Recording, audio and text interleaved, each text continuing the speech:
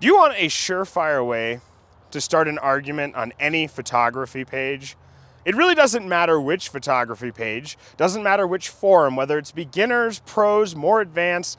This is a surefire way to start that argument. I consider this the most divisive, the most angering, the most I'm gonna pull every photographer I can out of the woodworks issue. And no, I'm not talking about posting your camera brands. I'm not talking about what lighting setup you use, whether or not you're post-processing your images or you're taking them straight out of the camera. No, this isn't a debate on whether you should edit your photos or not, and this isn't a debate between Canon, Nikon, and Sony. Instead, this is the most angering, the most cringe-inducing, and the biggest argument starter in the photography community.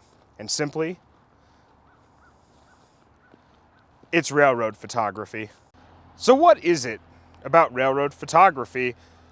To start, I want to know, why do people like railroad photography? And no, I'm not talking about taking photos of trains or train chasing. I'm talking about using it as a prop almost. Now, it could be these rotting railroad ties beneath me. They're brown, contrast nicely to the rock. It could be the rusting rails, or the fact that it creates a beautiful line in a photo. It does something to draw the model in, make them the center of attention, and it draws them directly in. It's a landscape trick almost. Or maybe it's because you're not supposed to do it. Maybe it's the danger that's involved. I can't really tell you why we are so drawn to railroad photos, but I can tell you that it will cause an argument. Now, a lot of people will bring up the danger. Railroad photography is dangerous. Trains are dangerous. They're not wrong. You're talking about 100 tons moving at 60 miles an hour. You have split seconds to get out of the way. In fact, a photographer was killed just a few years ago here in Colorado. A train chaser. She was set up taking photos of the steam train that goes from Denver to Cheyenne, Wyoming for Cheyenne Frontier Days when she was struck. That train will never run again.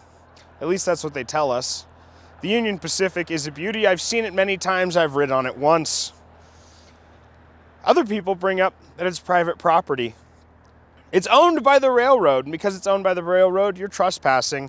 But what I've learned is the people who usually comment those things don't read the caption. They don't read whether or not it's on public land, private property, whether or not the train is still used or not. And those are generally the same people that have the same two lights set up in a Rembrandt fashion since 1983. Now, there's nothing wrong with Rembrandt lighting, but they're the same kind of people who follow every rule, never try anything different, and their photography, well, every photo looks exactly the same. Now, I'm not saying those people are wrong. It is trespassing. I do believe in private property rights. I'm not saying it's not dangerous. Trains are extremely dangerous. There are deaths.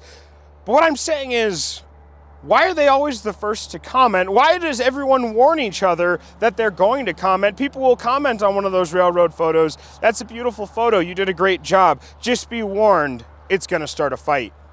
And that's what it all boils down to, is it's gonna start a fight. Now, I'm not gonna tell you not to take railroad photos. I like railroad photos. Railroad photos are absolutely beautiful. And from what I've just told you, it doesn't matter whether or not you disclose if it's on private property or whether or not it's public property, or if that railroad is still even used. It doesn't matter. The comments will appear. And that is because people are looking out for one another. At least they believe they're looking out for one another.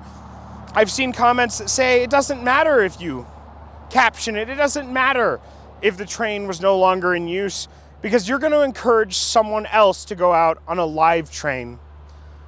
So, disclosure. Is it your responsibility as a photographer to disclose that information? Does it even matter? Are these negative Nancys there just to be there? Are they there just to ruin the fun because you're not following their rules and they want you to? I can't tell you. I'm not one of them. I don't care if you disclose whether or not you're on a public railroad, a private railroad, whether or not it's in use or not. I just want to see your photos. But the fact of the matter is those people exist, and this is the most argument-inducing conversation in the photography community today. And I really don't think there's anything we can do about it. Art is subjective. And in the process of making my art, I don't always follow the rules. I break the rules constantly. Whether it's not following the rule of thirds, under or overexposing, bracketing incorrectly, or choosing a point of focus that doesn't make sense to others. in the end, it's my art. So should this be the biggest argument in the photographic community? If it isn't this, it'll be something else. But one thing to remember, people argue over the danger and private property, but you don't see those arguments when it comes to shoots with Brillo pads, fire, or acrobatics. And that's all I have for you guys today. I'll catch you all on the flip side.